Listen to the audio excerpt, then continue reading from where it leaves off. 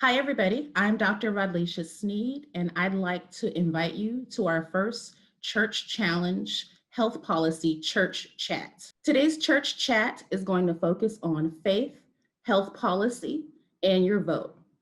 We'll be talking a little bit about the November 2020 election, but we'll also talk about why your vote matters beyond November. In today's Church Chat, we will feature Dr. Sarah Bailey, who's with Bridges to the Future, Inc., and Dr. Renee Branch Canady, who's the Chief Executive Officer of the Michigan Public Health Institute. This project is a partnership between Michigan State University, the Church Challenge, and the Flint Center, which stands for Community Outreach for Families and Youth. Our team includes both academic and community partners. Our community partners include the Flint Center, Dr. Sarah Bailey, and Bishop Bernadelle Jefferson. So before we get started, I'd like to just give you some important information related to voting.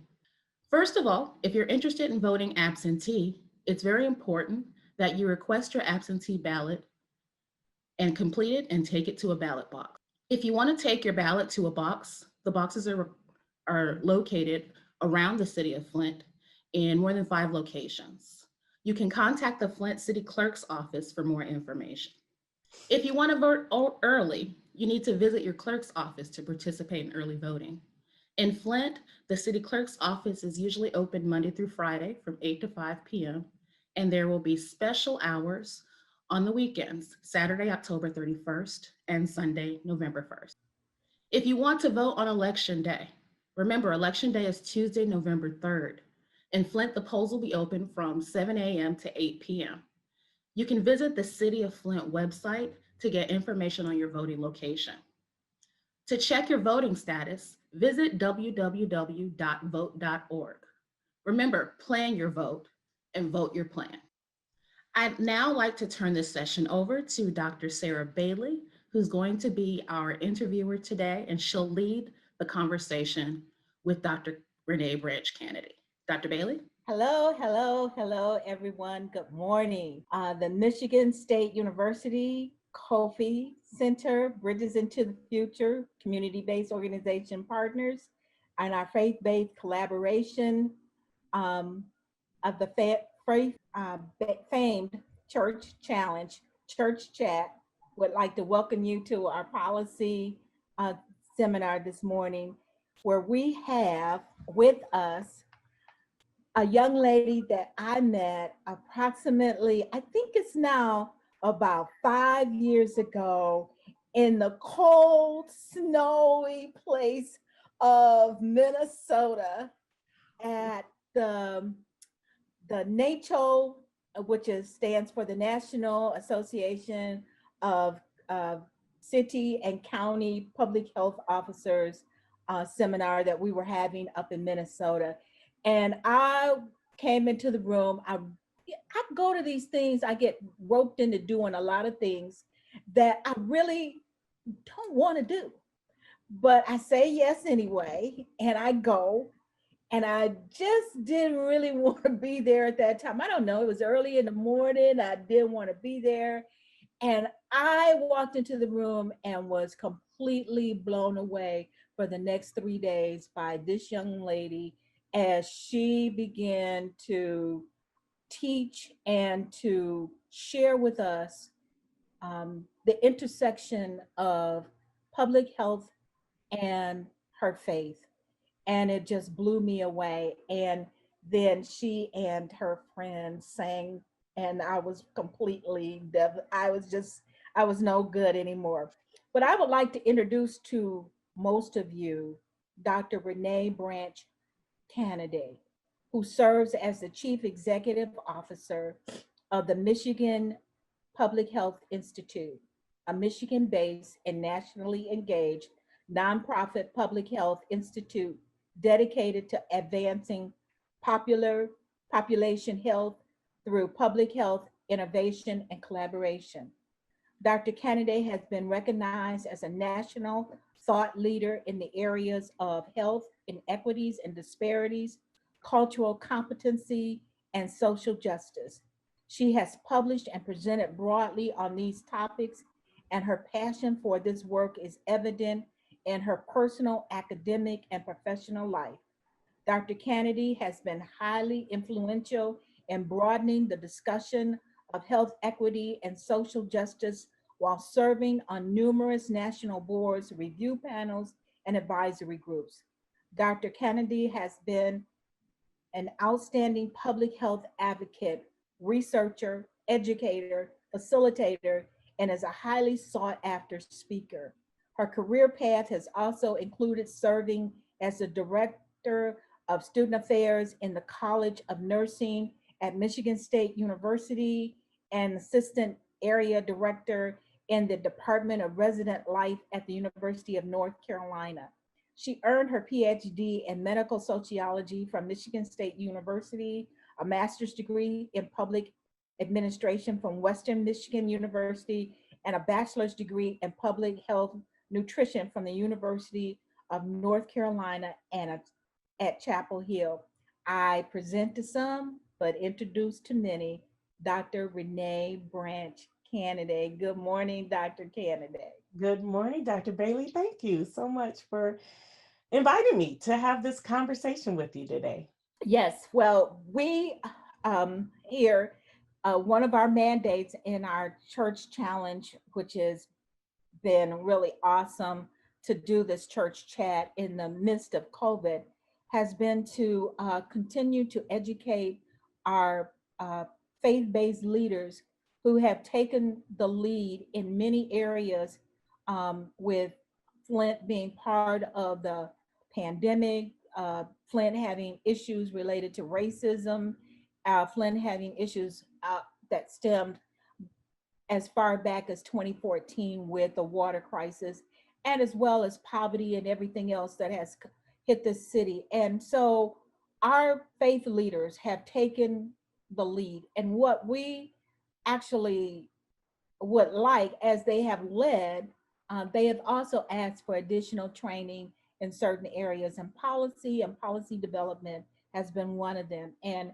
what I would like to do is just get right down to our discussion today on health policy. And I've got some compound questions for you as always. Okay. When we say health policies, what are we talking about? Is there an overlap between the development of health policies and the faith community? And in a perfect world, what would that look like, Dr. Canady? Mm, well, perfect world. Mm, that takes us right to glory, right? Because Yeah. we know that we know that in this world, um, we don't get the benefits of perfection. But I absolutely think there is an overlap between health policies and not just faith communities, but faith responsibilities. Like what is required of us as believers, and certainly among all those hats that I wear that you described. Thank you very much for that introduction. The leading hat is my hat as a follower of Jesus Christ. And so what are the responsibilities? That becomes the lens through which I see my assignment in the earth. And so we see health policy, particularly now, as a very, very broad construct. We used to think about health as sort of health care, hospitalization. Can you go to the doctor? But we now recognize, and public health has known this for generations since its inception, that the context of people's lives is really health policy. So educational policy is health policy. Community safety policy is health policy. Policing policy is health policy. And all of those things contribute to the well-being of others. And so as we think about our faith lens, in my mind, we meet people at the point of their need, right? So those needs might look very different depending upon the characteristics of any particular community. So the health policy priority for Flint might look very different than the health policy priority for, say, Grand Rapids. Well, that leads me right into health policy issues. What health policy issues are important for the African American faith community on a national level, state level, or local level, such as the recently passed Racism as a Public Health Crisis resolution that we adopted here in Genesee County. Hmm. Hmm.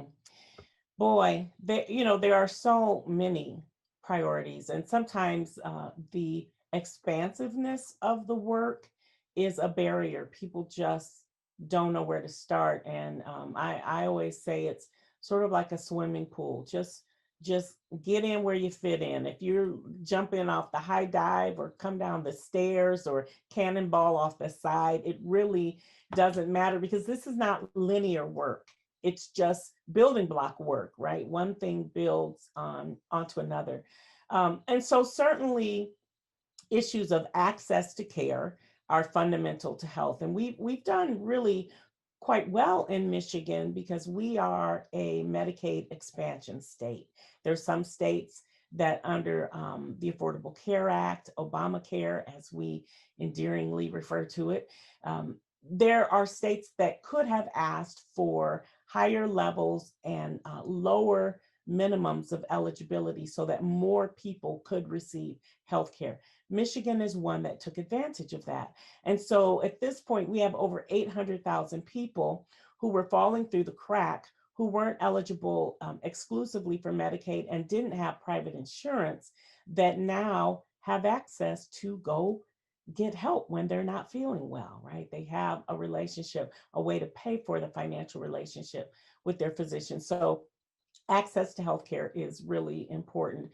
But another that we've certainly seen in the media is the issue of policing and what is the relationship with our police officials and communities. What does that look like? What's the history of that? And how have we gotten to this point? And certainly we know that nothing is all or nothing, right? There are great, strong cops. There are bad cops, police officers, but there are also great teachers and there are bad teachers. There are great nurses and there are bad nurses. And so we're not trying to condemn or to shame or blame, but to simply share responsibility for how do we look at building authentic relationships with police departments so that the well-being as a health policy for communities could be advanced. Another one that I think about often is not just minimum wage, but a living wage.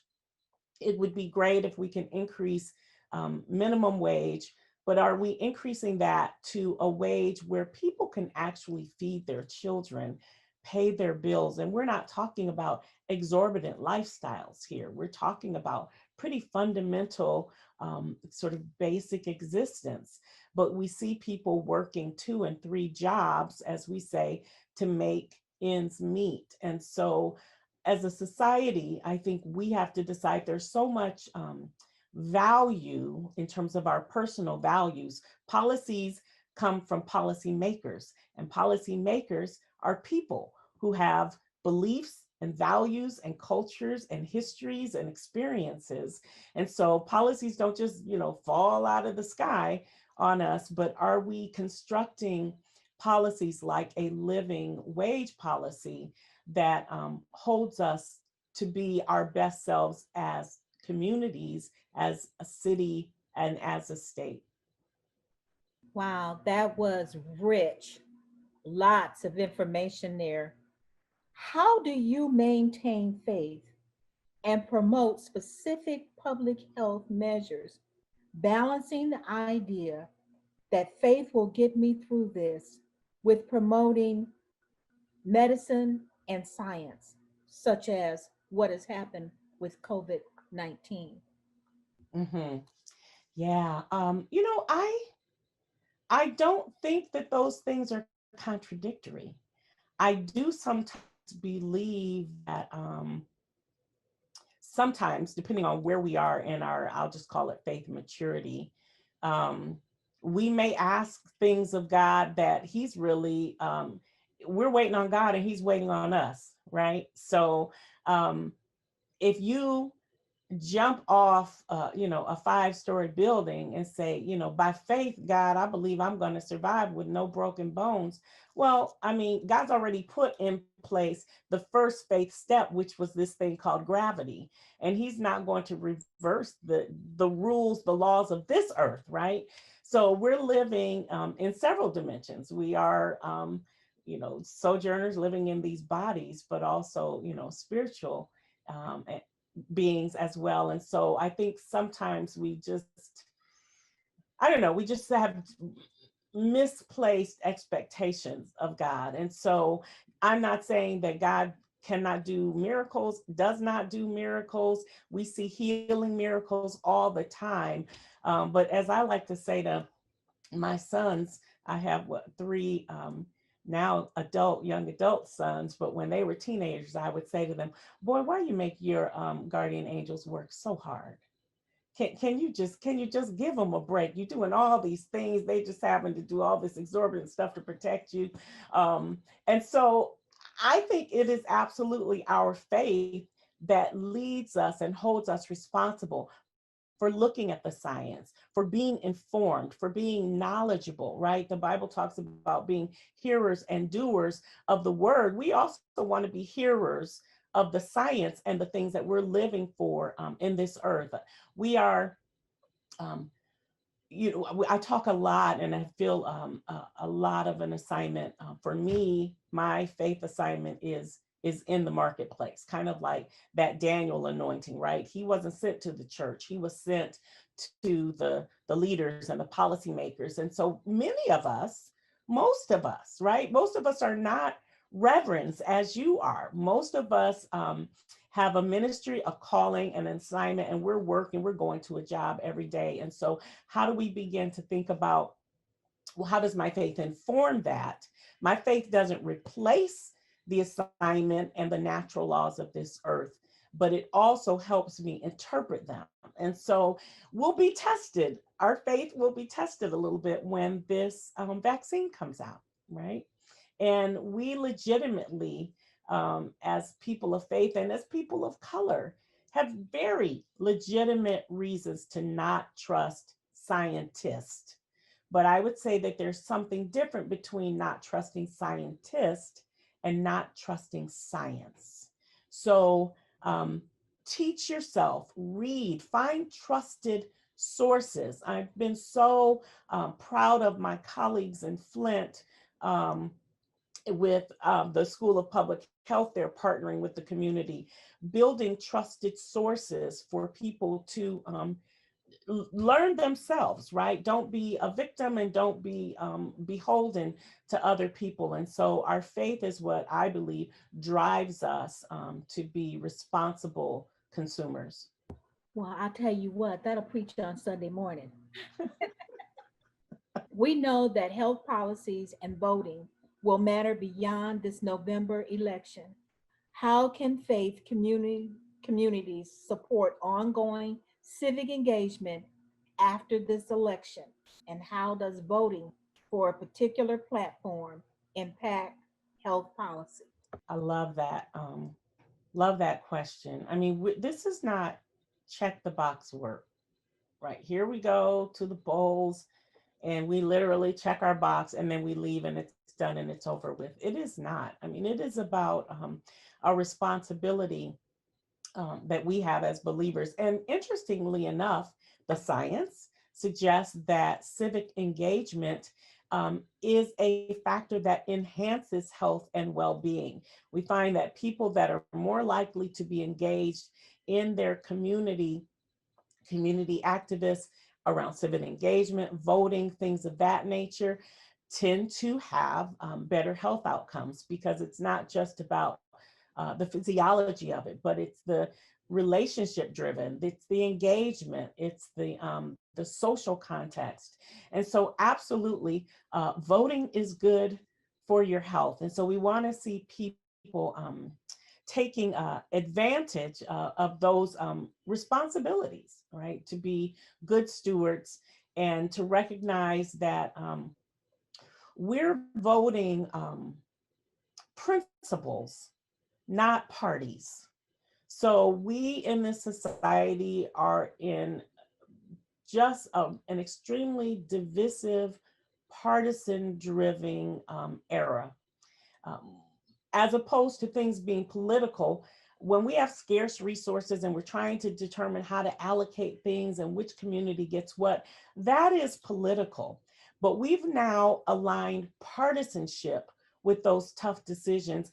And we've almost, in an extreme sort of way, try to inaccurately align faith and religion, I'm going to say in this context, to particular parties, which is absurd, right? We know that followers of Jesus Christ are both in the Republican and in the Democratic parties. But we see a skewing of the narrative to suggest that if you're in this party, you must not hold Christian principles. And so being really careful about that and voting for who are the people. I'll just give you like another little example. I happen to belong to Alpha Kappa Alpha, which is, we know, a Black sorority, but many of my dear friends and family members belong to Delta Sigma Theta. It does not make any more sense for me to say I would never vote for her because she's a Delta,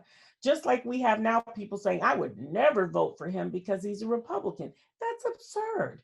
Like, what is the heart of that person that you're discerning? And are they following and advocating for principles that are going to align not just with your needs, but also what does the word say? And God is not a soul issue God, right? He's concerned about really everything in our life and our well-being. And sometimes what's happened in this partisan narrative, we've gotten pushed to singular issues. And this is the one issue that is deterministic for all of our decisions. And so faith, again, enhances your responsibility and your obligation, I would say, to be good stewards of this earth. And we do that through one strategy, as voting. Dr. Canady, you have given us so much this morning to think about. But I would like for you to take maybe a couple of minutes here and just kind of talk to our our faith leaders about their responsibility, or what you see as their responsibility as faith leaders, and policy, and the workings of policy that would help them to move forward. And just take all the time that you need, because I don't have any more questions for you. Thank you. Well, man, that's a big one to land on. Um, God has entrusted me to hold senior leadership roles in my last two positions. So in this current role as CEO at the Michigan Public Health Institute, and previously as the director of the Ingham County Health Department. And surely, to whom much is given, much is required. We sometimes think we have this sort of kind of the world perspective of easy street, that the higher you get up there, the easier it gets. The higher you get up there, the word tells us the more is required of you and the more is going to be asked of you. And so I also believe that these senior assignments come with grace. And so I would really push pastors to be courageous leaders. Be strong and of good courage, because there are many pastors that feel like, I'm just tending to the sheep. I don't have time for that. I can't get into that. I just need to pray for people. Absolutely, you do. It is a both and space. You have your assignment to those you're called to serve, whose souls you are bishop over. And you also have an assignment because the world is looking at you. And there's this concept called tone at the top. And it's in organizations, and organizations that tend to be fraught with fraud and different things. It comes from sort of a permissiveness tone at the top. And so people are watching you.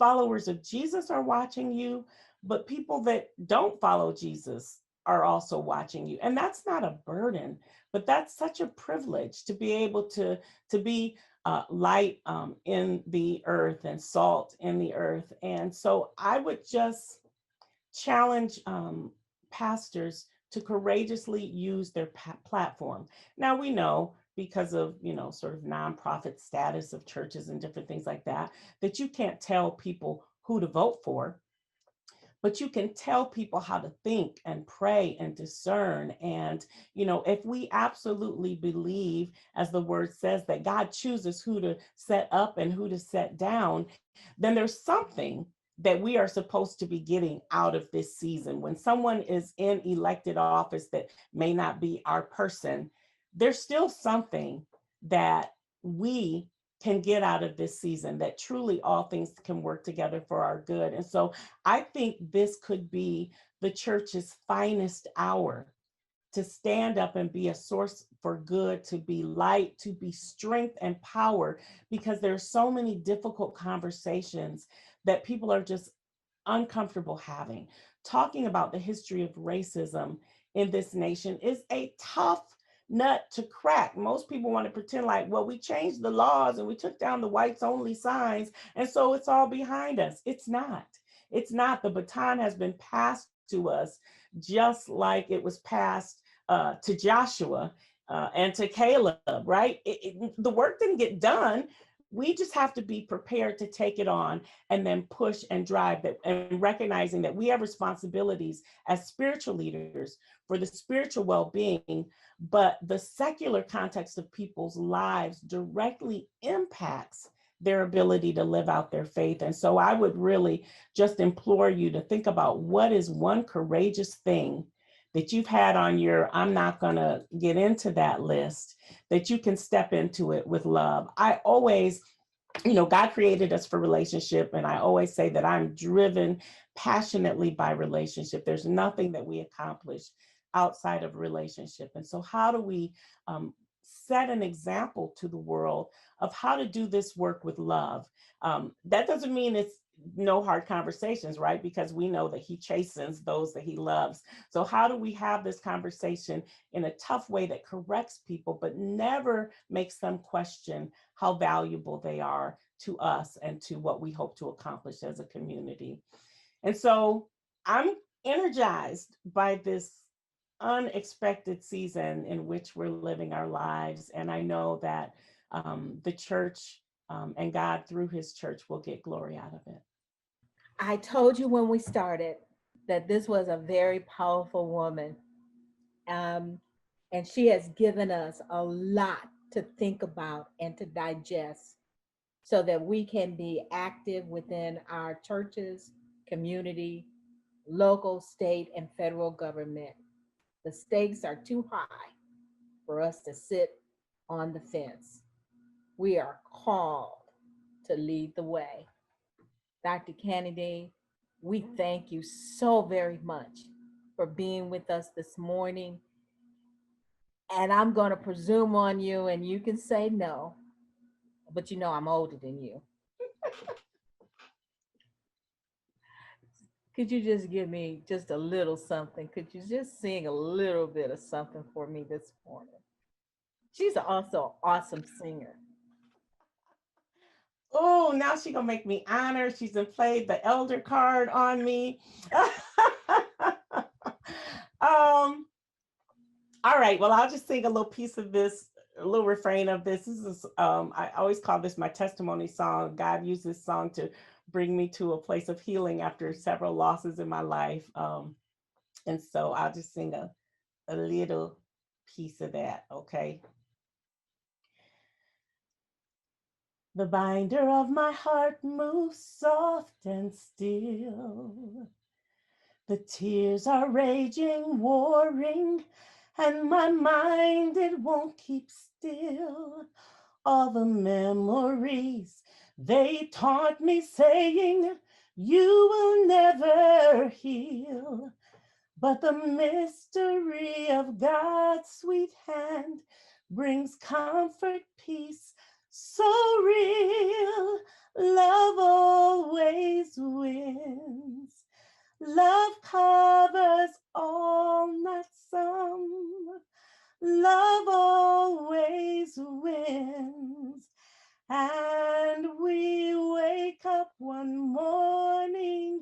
and say, I'm okay. God bless you all. Thank you so much, Dr. Bailey. It's been my deepest honor and pleasure today. It has been our honor to have you this morning. Thank you so much for being with us.